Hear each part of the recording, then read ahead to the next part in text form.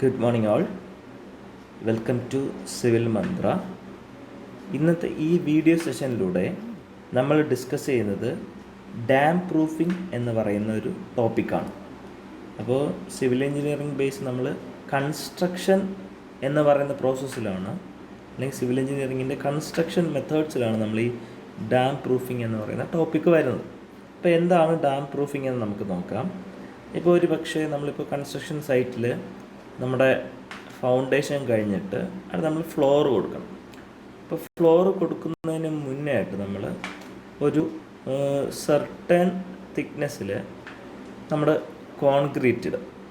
കാരണം എന്ന് പറഞ്ഞാൽ നമ്മുടെ ഇപ്പം സോയിലുമായിട്ട് കണക്ട് ചെയ്യുന്നൊരു പാർട്ടാണ് ഫ്ലോർ. അപ്പോൾ അതിന് മുന്നേ ആയിട്ട് നമ്മൾ ഒരു കോൺക്രീറ്റ് കൊടുക്കുന്നതെന്ന് പറഞ്ഞാൽ ഈ സോയിലിൽ വെള്ളത്തിൻ്റെ അംശം ഉണ്ടാവും. ഇത് കുറച്ച് ദിവസം കഴിയുന്ന സമയത്ത് ഈ വെള്ളം എന്ത് ചെയ്യും, മുകളിലോട്ട് വരുന്ന സമയത്ത് അവിടെ എന്ത് ചെയ്യും, വെള്ളത്തിൻ്റെ പ്രസൻസ് കാരണം കുറച്ച് ദിവസം കഴിയുന്ന സമയത്ത് ഈ ഫൗണ്ടേഷൻ ഇരുന്ന് പോകാനായിട്ടുള്ള സാധ്യത. അപ്പോൾ അത് ചെയ്യാതിരിക്കാൻ വേണ്ടിയിട്ട്, അങ്ങനെ ഫൗണ്ടേഷനൊരു ഇത് വരാതിരിക്കാൻ വേണ്ടിയിട്ട്, അല്ലെങ്കിൽ ആ സോയിലിന് ഉള്ള വാട്ടർ ഈ ഫ്ലോറിലോട്ട് വരാതിരിക്കാൻ വേണ്ടി നമ്മൾ കൊടുക്കുന്ന ഒരു ലെയർ, അതിനെയാണ് നമ്മൾ ഡാം പ്രൂഫിംഗ് കോഴ്സ്. നമ്മളിങ്ങനെ ഡാം പ്രൂഫിംഗ് കോഴ്സ് എന്നാണ് പറയുന്നത്. നമുക്ക് അതിന് മുന്നേ എന്താണ് ഡാംപ്നെസ് എന്ന് നോക്കാം. ഡാംപ്നെസ് എന്ന് പറഞ്ഞാൽ it is the presence of hygroscopic or gravitational moisture എന്ന് പറഞ്ഞാൽ, നമ്മളിപ്പോൾ ഈ ഫിഗർ നോക്കുന്ന സമയത്ത് നിങ്ങൾക്ക് മനസ്സിലാവും, ഇവിടെ വാട്ടറിൻ്റെ പ്രസൻസ് ഉണ്ടാവും. ഈ ഒരു സോയിൽ പോർഷനിൽ വാട്ടറിൻ്റെ പ്രസൻസ് ഉണ്ടാവും. കുറച്ച് ദിവസം കഴിയുന്ന സമയത്ത്, ഇപ്പോൾ നമ്മൾ കൺസ്ട്രക്ഷനൊക്കെ നടത്തി കുറച്ച് ദിവസം കഴിയുന്ന സമയത്ത് ഇതിലുള്ള ഡാംപ്നെസ് എന്ത് ചെയ്യും, നമ്മളിവിടെ ഇതാണ് കൊടുത്തത്, ഒരു ബ്രിക്ക് വാൾ കൊടുത്തിരിക്കുന്നു. ഇത് ഇങ്ങോട്ട് എൻ്റർ ചെയ്യുന്ന സമയത്ത് ഈ ബ്രിക്കിലെല്ലാം വെള്ളത്തിൻ്റെ അംശം വന്നിട്ട് എന്ത് ചെയ്യും, അങ്ങനെ മുകളിലോട്ട് ഇവിടെയുള്ള വെള്ളം മുകളിലോട്ട് കയറി ഇതിനെല്ലാം അഫക്റ്റ് ചെയ്യുന്നതിന് നമുക്ക് ഡാംപ്നെസ് എന്ന് പറയാം. It reduce strength and lead to unhygienic condition. ഇതെന്ന് പറഞ്ഞാൽ ആ കൺസ്ട്രക്ഷൻ്റെ എന്ത് ചെയ്യും, സ്ട്രെങ്ത് കുറയ്ക്കും. പിന്നെ അൺഹൈജീനിക് ആയിട്ടുള്ള കണ്ടീഷൻസ് എന്ന് പറഞ്ഞു കഴിഞ്ഞാൽ, ഈ വെള്ളം കൂടുന്ന സമയത്ത് ഇവിടെ എന്ത് ചെയ്യും, ഇവിടെ ഉള്ള ഇപ്പം കോൺക്രീറ്റ് അല്ല സിമെൻറ്റ് പൂശിയിട്ടുണ്ടെങ്കിൽ അതെന്ത് ചെയ്യും, അത് ഇളകി പോകാനുള്ള സാധ്യത ഉണ്ടാവും. അങ്ങനെയൊക്കെ പ്രശ്നങ്ങളുണ്ടാവും.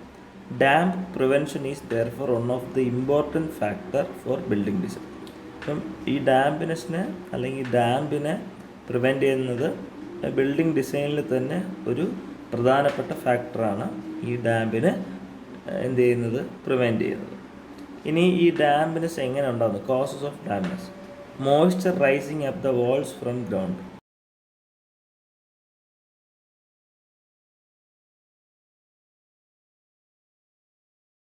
Rain travel from wall tops, വാളിൻ്റെ മുകളിൽ കൂടെ എന്ത് ചെയ്യും, വെള്ളം ഒലിച്ചിറങ്ങുന്നതുകൊണ്ടുണ്ടാകാം. റെയിൻ ബീറ്റിംഗ് എഗനിസ്റ്റ് എക്സ്റ്റേണൽ വാളിൽ വെള്ളം വന്നടിക്കുന്നത്, മഴ പെയ്യുന്ന സമയത്ത് പിശറടിക്കുന്നതെന്ന് നമ്മൾ പറയും. നമ്മൾ ഇത് ചുവരിലോട്ട് വെള്ളം വന്നടിക്കുന്നുണ്ടോ. Poor drainage at the building site, അവിടെ നല്ല രീതിയിലുള്ള ഡ്രെയിനേജ് ഇല്ലെന്നുണ്ടെങ്കിൽ, നമ്മുടെ ബിൽഡിംഗ് സൈറ്റിൽ നല്ല രീതിയിലുള്ള ഡ്രെയിനേജ് ഇല്ലെങ്കിലും അവിടെ ഉണ്ടാകും. പിന്നെ കൺസ്ട്രക്ഷനിൽ വരുന്ന ഡിഫക്റ്റ് കാരണം ഉണ്ടാകും. ഇങ്ങനെയൊക്കെയാണ് ഡാംപ്നെസ് ഉണ്ടാവാനുള്ള സാധ്യതകൾ. ഇനി ഈ ഡാംപ്നെസ് ഉണ്ടായിക്കഴിഞ്ഞാൽ എന്തൊക്കെയാണ് പ്രശ്നങ്ങൾ? First one is breeding of mosquitoes.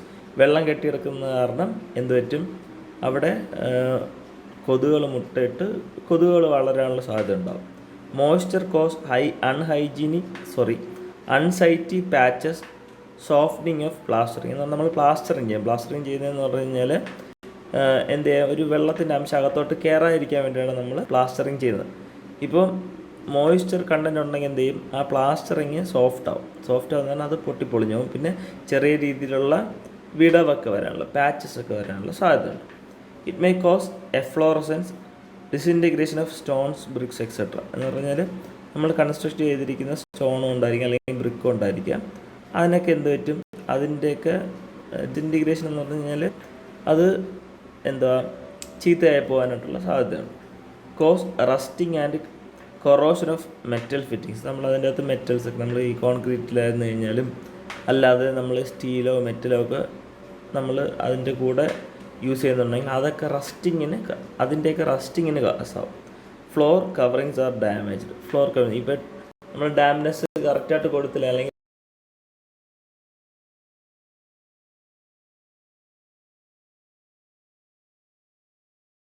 ഇപ്പോൾ ടൈൽസ് ആണെങ്കിൽ അത് ഇളകി പോകാനും അല്ലെങ്കിൽ അതിലെന്തെങ്കിലും ഡാമേജസ് ഒക്കെ വരാനായിട്ട് സാധ്യതയുണ്ടോ. ഇനി എങ്ങനെയൊക്കെ നമുക്ക് ഡാം പ്രൂഫിംഗ് നടത്താം? Methods of dam proofing.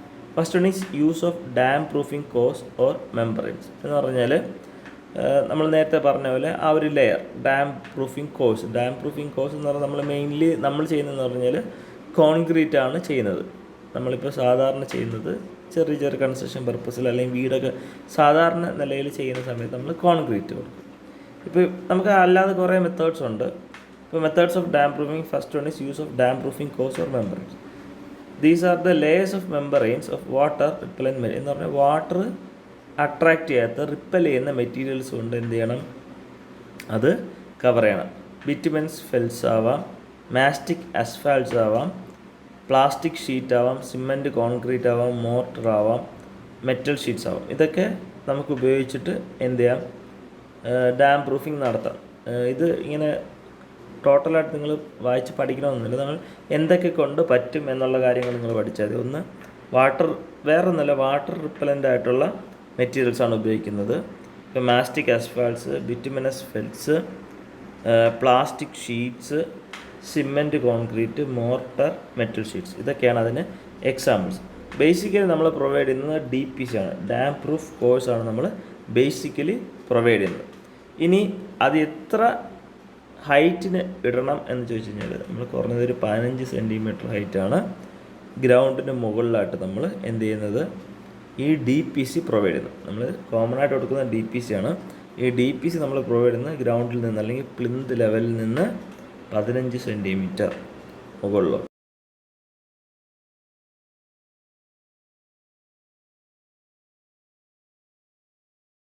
ഇവിടെയാണ് നമ്മൾ ഡാം പ്രൂഫിംഗ് കൊടുക്കുന്നത്. നമ്മുടെ സോയിലോട്ടുള്ളൊരിത് വരും, അതിനെ തൊട്ട് മുകളിൽ ഇതാ കൊടുത്തിരിക്കുന്ന ഡാം പ്രൂഫിംഗ്. ഇവിടെ ലൈം ഓർ സിമെൻറ്റ് കോൺക്രീറ്റ് ആണ് കൊടുത്തിരിക്കുന്നത്. നമുക്ക് കോൺക്രീറ്റ് കൊടുക്കാം. അത് സിമെൻറ്റ് കോൺക്രീറ്റിൻ്റെ കേസാണെങ്കിൽ അതിൽ എന്ത് ചെയ്യും, അതിൻ്റെ ഒരു റേഷ്യോ 1:2:4. അപ്പോൾ അറിയാം, 1 എന്ന് പറഞ്ഞു കഴിഞ്ഞാൽ സിമെൻറ്റ്, 2 എന്ന് പറഞ്ഞു കഴിഞ്ഞാൽ ഫൈൻ അഗ്രിഗേറ്റ്, 4 എന്ന് പറഞ്ഞു കഴിഞ്ഞാൽ കോസ് അഗ്രിഗേറ്റ്. ഓക്കെ, ഇതാണ്. ഇനി ഒരു പിക്ചറിക്കൽ ഒരു എക്സ്പ്ലനേഷനാണ് ഇവിടെ തന്നിരിക്കുന്നത്. നമ്മളിവിടെയാണ് ഡാം പ്രൂഫ് കോഴ്സ് കൊടുത്തത്. ഇവിടെ ഡാം പ്രൂഫ് ഇതാ കൊടുത്തിരിക്കുന്നത്, ഈ ഒരു ബ്ലാക്ക് പോലെ കൊടുത്തിരിക്കുന്നതാണ് ഡാം പ്രൂഫ് കോഴ്സ്.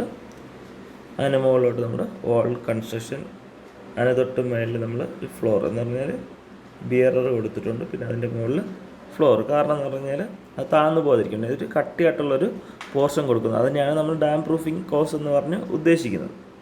ഇനി മാസ്റ്റിക് ആസ്ഫാൾട്ട്, അതിനൊരു ഫിഗറാണ് എന്ന് പറഞ്ഞാൽ ഇവിടെ നമ്മൾ ബിറ്റുമിനസ് മെറ്റീരിയലാണ് കൊടുക്കുന്നത്. അതെന്ന് പറഞ്ഞാൽ നല്ല പാടാണ്, അത് ചെയ്യാനായിട്ട് പാടാണ്. നല്ല രീതിയിൽ അറിയാമെന്നുള്ള ഒരു ലേബർ ഉണ്ടെങ്കിൽ നമുക്കിത് ചെയ്യാൻ പറ്റും. Next one is waterproof or damp proof surface treatment. The surface treatment consist in filling of the pores of the material exposed to moisture. എന്നാണ് ഇവിടെ ഉദ്ദേശിക്കുന്നതെന്ന് പറഞ്ഞാൽ എന്തെങ്കിലും ഹോൾസോ പോർസോ ഒക്കെ ഉണ്ടെങ്കിൽ അത് ഫില്ല് ചെയ്യുക, വെള്ളം അകത്തോട്ട് പോകാതിരിക്കാൻ വേണ്ടിയിട്ട് അതിൻ്റെ സർഫസ് ഒന്ന് എന്ത് ചെയ്യണം, ക്ലോസ് ചെയ്ത് കൊടുക്കണം. അതിനെയാണ് ഇവിടെ എന്തോന്ന് waterproof or surface treatment എന്നുകൊണ്ട് പറയുന്നത്. അപ്പോൾ ഇത് വലുതായിട്ട് എന്തോ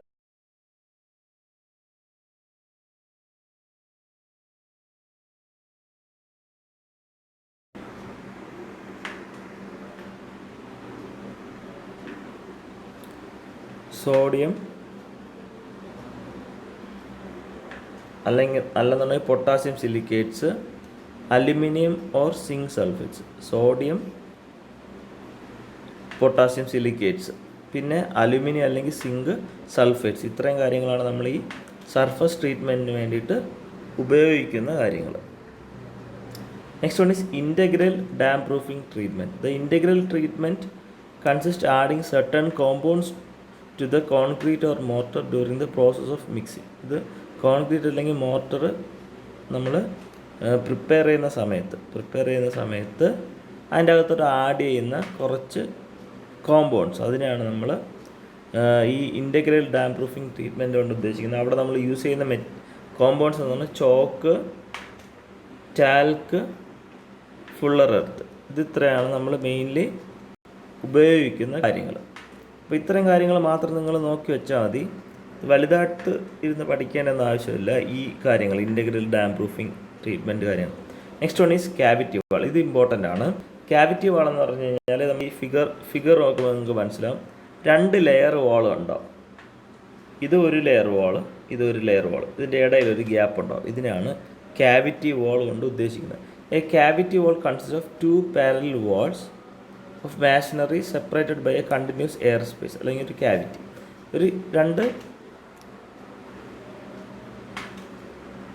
ഒരു ബ്രിക്ക് വാൾ ഇങ്ങനെയാണ്, പിന്നെ ഇവിടെ ഒരു ക്യാവിറ്റി ആയിരിക്കും, പിന്നെ അടുത്തൊരു ബ്രിക്ക് വാൾ. ഇങ്ങനെയായിരിക്കും ഇത് കാണുന്നത്. It consist of 3 part, 3 പാർട്ടാണുള്ളത്. ഒന്ന്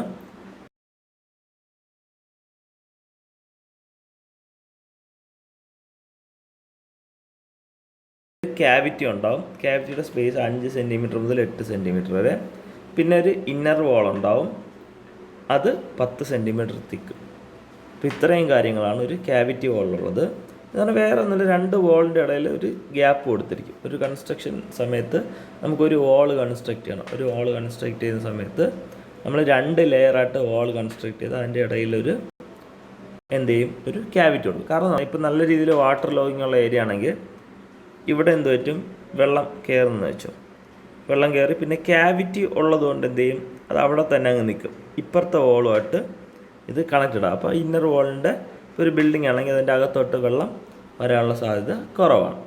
ഓക്കെ, അതാണ് ഈ ക്യാവിറ്റി വാൾ കൊണ്ട് ഉദ്ദേശിക്കുന്നത്. നിങ്ങൾ വേറെ ഒന്നും നോക്കേണ്ട കാര്യമില്ല. ഇനി ഷോർട്ട് ക്രീറ്റ് എന്ന് പറഞ്ഞാൽ വേറൊരു മെത്തേഡാണ്. അതിൻ്റെ ഇതെന്ന് പറഞ്ഞാൽ ഇത്രയേ ഉള്ളൂ. നമ്മൾ ഈ കോൺക്രീറ്റ് മിക്സ്ചർ നമ്മൾ ഗണ്ണറ്റിങ് എന്ന് പറയും. കോൺക്രീറ്റ് മിക്സ്ചർ എന്ന് പറഞ്ഞാൽ 1:3 അല്ലെങ്കിൽ 1:4 നമ്മൾ സിമെൻറ്റ് മിക്സ് ചെയ്യും. സിമെൻറ്റും സാൻഡും ആണ് അവിടെ ഉപയോഗിക്കുന്നത്, കോൺക്രീറ്റ് അല്ല. സിമെൻറ്റും സാൻഡും എന്ന് പറഞ്ഞൊരു മോർട്ടർ ടൈപ്പ്. സിമെൻറ്റ് 1 ആണെങ്കിൽ അതിൻ്റെ സാൻഡിൻ്റെ റേഷ്യോ 3 അല്ലെങ്കിൽ 4 ആയിരിക്കും. അത് നമ്മളൊരു ഗണ്ണ് പോലത്തെ ഒരു മെഷീനിൽ നമ്മൾ ഫില്ല് ചെയ്തിട്ട് നല്ല പ്രഷറിൽ എന്ത് ചെയ്യും. പ്രഷർ എന്ന് പറഞ്ഞു കഴിഞ്ഞാൽ 2 to 3 km/cm². ആ ഒരു പ്രഷറിൽ എന്ത് ചെയ്യും, നമ്മൾ എവിടെയാണോ നമുക്ക് ഇത് കൊടുക്കേണ്ടത്, സിമെൻറ്റ് മോർട്ടർ അല്ലെന്നുണ്ടെങ്കിൽ ഷോർട്ട് ക്രീറ്റ് കൊടുക്കേണ്ടത്, അവിടെ നമ്മൾ എന്ത് ചെയ്യും, നല്ല രീതിയിൽ പമ്പ് ചെയ്യുന്ന ഒരു ഡിസ്റ്റൻസിൽ നിന്നിട്ടാണ്. അല്ലെങ്കിൽ ഈ ഒരു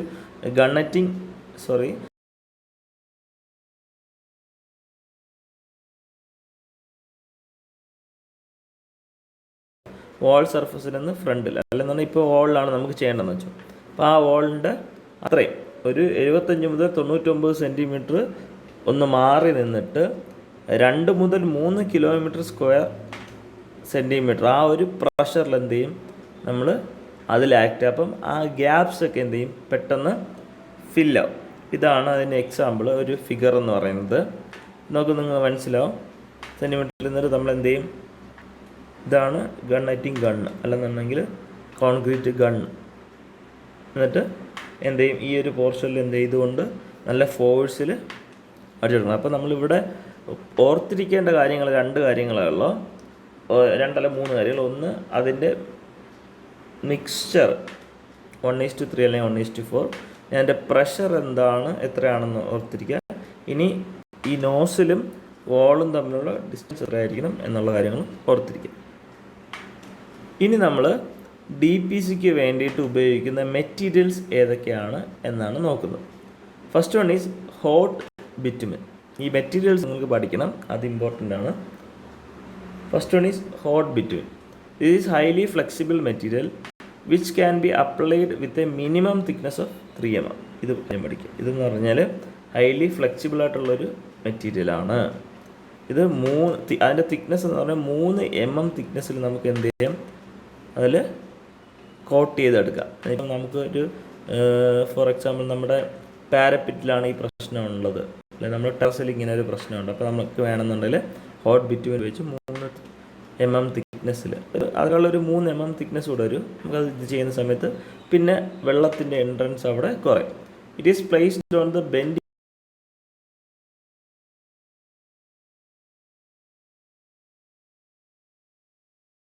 കണ്ടീഷൻ, ചൂടായിട്ടുള്ള കണ്ടീഷനിലാണ് ഇത് ചെയ്യുന്നത്. ഇപ്പോൾ ഏത് കണ്ടീഷനിലാണ് ചെയ്യുന്നത്, ഇതിൻ്റെ തിക്നെസ് എത്രയാണ് എന്നുള്ള കാര്യങ്ങൾ ഓർത്തിരിക്കുക. Next one is mastic asphalt. Mastic asphalt is semi rigid material which is quite durable and completely impervious ആയതും അതുപോലെ തന്നെ ഡ്യൂറബിളും ആയിട്ടുള്ള ഒരു സെമി റിജിഡ് മെറ്റീരിയലാണ് ഈ മാസ്റ്റിക് അസ്ഫാൾട്ട്. ഡ്യൂറബിൾ ആയിട്ടുള്ളതും ഇംപെർവിയസ് ആയതുമായ സെമി റിജിഡ് ആയിട്ടുള്ളൊരു മെറ്റീരിയലാണ് ഈ മാസ്റ്റിക് അസ്ഫാൾട്ട് എന്ന് പറയുന്നത്. എന്ന് പറഞ്ഞാൽ അസ്ഫാൾട്ട് ഹീറ്റ് ചെയ്യുന്ന സമയത്ത് it is obtained by heating asphalt with sand and mineral filters. സാൻഡും മിനറൽ ഫിൽറ്റേഴ്സും പിന്നെ അസ്ഫാൾട്ട് ഒരുമിച്ച് ഹീറ്റ് ചെയ്യുന്ന സമയത്ത് സാൾട്ടും മിനറൽ ഫിൽറ്റേഴ്സും അസ്ഫാൾട്ടും കൂടെ ഒരുമിച്ച് ഹീറ്റ് ചെയ്യുന്ന സമയത്താണ് ഈ മാസ്റ്റിക് അസ്ഫാൾട്ട് എന്ന് പറയുന്ന സബ്സ്റ്റൻസ് നമുക്ക് കിട്ടുന്നത്. It should be laid very carefully by experienced ആയിട്ടുള്ള പേഴ്സൺസിനെ ഇത് കെയർഫുള്ളായിട്ട് ചെയ്യാൻ പറ്റും. അല്ലെന്നുണ്ടെങ്കിൽ കെയർഫുള്ളായിട്ട് എക്സ്പീരിയൻസ്ഡ് ആയിട്ടുള്ള ആൾക്കാരാണ് ഈ പ്രോസസ്സ് ചെയ്യുന്നത്. അപ്പോൾ ഹോട്ട് ബിറ്റുമിനും മാസ്റ്റിക് അസ്ഫാൾട്ട് മനസ്സിലായി. Next one is bituminous feels. This is very flexible material which is available in rolls of various wall thickness. Different wall thicknessൽ നമുക്ക് റോളായിട്ട് അവൈലബിൾ ആയിട്ടുള്ളൊരു സാധനമാണ് ഈ ബിറ്റുമിനസ് ഫെൽസ് എന്ന് പറയുന്നത്. It is laid on A levelled flat layer of concrete motor. CM എന്ന് പറഞ്ഞാൽ concrete മോട്ടറാണ്. ഇപ്പോൾ നമ്മുടെ ഈ ടെറസൊക്കെയാണ് എക്സാമ്പിൾ. കോൺക്രീറ്റ് മോട്ടർ ഇട്ട് ക്ലിയർ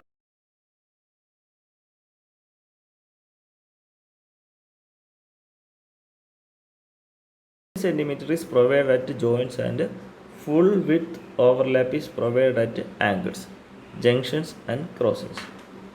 ഇവിടെ എന്താണ് ഇപ്പം ജോയിൻസിൽ നമ്മൾ എന്തെങ്കിലും 10 സെൻറ്റിമീറ്ററുള്ള ഒരു ഓവർലാപ്പ് കൊടുക്കും. അങ്ങനെ ഒരു ഷീറ്റാണിത്. ഷീറ്റ് പോലെ ഇങ്ങനെ നമുക്ക് വലിച്ചിടാൻ പറ്റും. ജോയിൻസിലാണെങ്കിൽ 10 സെൻറ്റിമീറ്ററിൻ്റെ ഓവർലാപ്പും ഇനി എന്തെങ്കിലും ആംഗിൾസിലോ അല്ലെങ്കിൽ ജംഗ്ഷൻസിലോ അല്ലെങ്കിൽ ക്രോസിങ്സിലൊക്കെ ഇതിൻ്റെ ഫുൾ വിത്ത് ഓവർലാപ്പുമാണ് കൊടുക്കുന്നത്. Okay, next one is metal sheets. വേറെ ഒന്നുമില്ല, sheets of lead, copper, aluminium. ഇത്രയും കാര്യങ്ങൾ എന്ത് ചെയ്യും, DPCക്ക് വേണ്ടിയിട്ട് യൂസ് ചെയ്യും. Sheets of lead, copper, aluminium can be used as DPC. Lead sheets are quite flexible. Lead sheets ആണെങ്കിൽ ഫ്ലെക്സിബിൾ ആണ്. And thickness should be such that weight is not less than 20 kilogram per metre square. എന്ന് പറഞ്ഞാൽ അതിൻ്റെ weight, lead ഷീറ്റ്സിൻ്റെ weight 1 metre square എടുക്കുന്ന സമയത്ത് 20 കിലോയ്ക്ക് താഴെയല്ല, 20 കിലോയും അല്ലെങ്കിൽ അതിൻ്റെ മുകളിലായിരിക്കും. ഇത് ബിറ്റുമിനസ് ഫെൽസിന് സെയിം ആയിട്ടുള്ളൊരു കാര്യമാണ് ഈ മെറ്റൽ ഷീറ്റ്സ്. അതിൽ first one is lead sheet. Next one is copper sheet. Copper ഷീറ്റിൻ്റെ കേസിലാണെന്നുണ്ടെങ്കിൽ അതിൻ്റെ തിക്നെസ് 3 mm തിക്കാണ്. And embedded in lime or concrete mortar. ഇത് ലൈം മോട്ടർ ഇട്ട സ്ഥലത്തോ അല്ലെങ്കിൽ സിമെൻറ്റ് മോട്ടർ ഇട്ട സ്ഥലത്തോ നമുക്കിത് ഉപയോഗിക്കാം.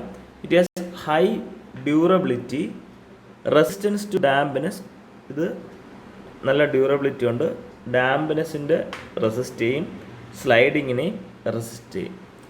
Next one is aluminium sheet are used with protective layer of bitumen and not a good as other two. മറ്റു രണ്ടും കമ്പയർ ചെയ്യും. ഇപ്പം ലെഡ് ഷീറ്റിനെയും കോപ്പർ ഷീറ്റിനെയും കമ്പയർ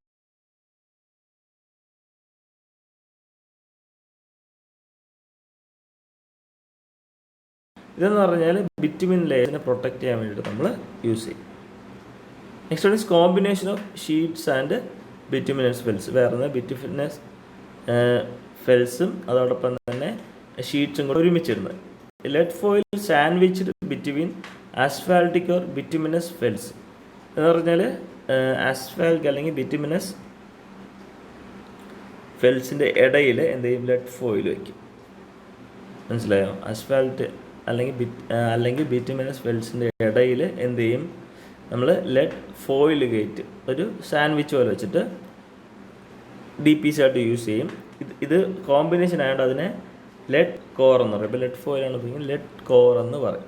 അതാണ് combination of sheets and bituminous Wells എന്ന് പറയുന്നത്. പിന്നെ നമുക്ക് ചെയ്യാൻ പറ്റുന്ന പറഞ്ഞാൽ ബ്രിക്സ് ഉപയോഗിക്കാം, സ്റ്റോൺ ഉപയോഗിക്കാം, മോട്ടർ ഉപയോഗിക്കാം. ബ്രിക്സ് ആണെന്നുണ്ടെങ്കിൽ 4.5% വാട്ടർ അബ്സോർപ്ഷന് കുറവായിട്ടുള്ള ബ്രിക്സ്, സ്പെഷ്യൽ ബ്രിക്സ് എന്ന് പറയും. Having water absorption not less than 4.5% of their weight may be used as DPC in locations where dampness is not excessive.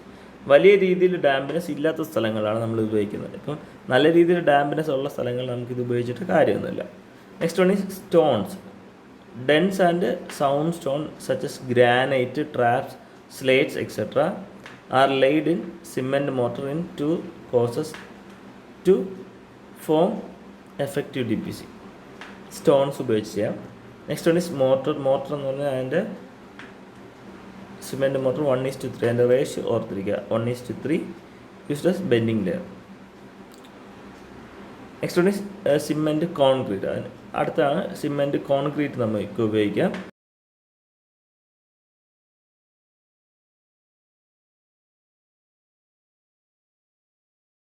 ഇനി അതിൻ്റെ തിക്നെസ് എന്ന് പറഞ്ഞാൽ 4 to 15 cm ആണ്. ഇത്രയും കാര്യമാണ് ഓർത്തിരിക്കേണ്ട സിമെൻറ്റ് കോൺക്രീറ്റിൻ്റെ കാര്യത്തിൽ. സിമെൻറ്റ് കോൺക്രീറ്റ് അതിൻ്റെ റേഷ്യോ ഇതാണ്, 1:2:4 ആണ്. അല്ലെന്നുണ്ടെങ്കിൽ 1:1.5:3 ആണ്. അതിൻ്റെ തിക്നെസ് എന്ന് പറഞ്ഞാൽ 4 to 15 cm ആണ്. Next one is plastic sheet. Plastic sheet എന്ന് പറഞ്ഞു കഴിഞ്ഞാൽ ചീപ്പറായിട്ടുള്ളൊരു ട്രീറ്റ്മെൻറ്റാണ്, പക്ഷേ അത് പെർമനൻ്റായിട്ട് നമുക്ക് ഉപയോഗിക്കാൻ പറ്റത്തില്ല. ഇവിടെ നിന്ന് നമ്മൾ ഉപയോഗിക്കുന്നത് പറഞ്ഞാൽ ബ്ലാക്ക് പോളിത്തീനാണ് നമ്മൾ ഉപയോഗിക്കുന്നത്. അതിൻ്റെ തിക്നെസ് 0.5 to 1 mm തിക്നെസ്സാണ് നമ്മൾ ഉപയോഗിക്കുന്നത്. എന്തിനു വേണ്ടി? വാൾ വിഡ്ത്തിന് വേണ്ടിയിട്ടും. പിന്നെ അതിൻ്റെ ലെങ്ത് എന്ന് പറഞ്ഞു കഴിഞ്ഞാൽ 30 മീറ്ററാണ്. അതിൻ്റെ ഒരു റോളിൻ്റെ ലെങ്ത് 30 മീറ്ററും അതിൻ്റെ തിക്നെസ് എന്ന് പറഞ്ഞു കഴിഞ്ഞാൽ 0.5 to 1 mm ആണ്. ഇതാണ് പ്ലാസ്റ്റിക് ഷീറ്റ്സിനെ കുറിച്ച് പറയുന്നത്. അപ്പോൾ ഇന്നത്തെ ഈ ക്ലാസ് നിങ്ങൾക്ക് മനസ്സിലായെന്ന് വിശ്വസിക്കുന്നു. അപ്പോൾ എല്ലാവർക്കും താങ്ക് യു ഓൾ.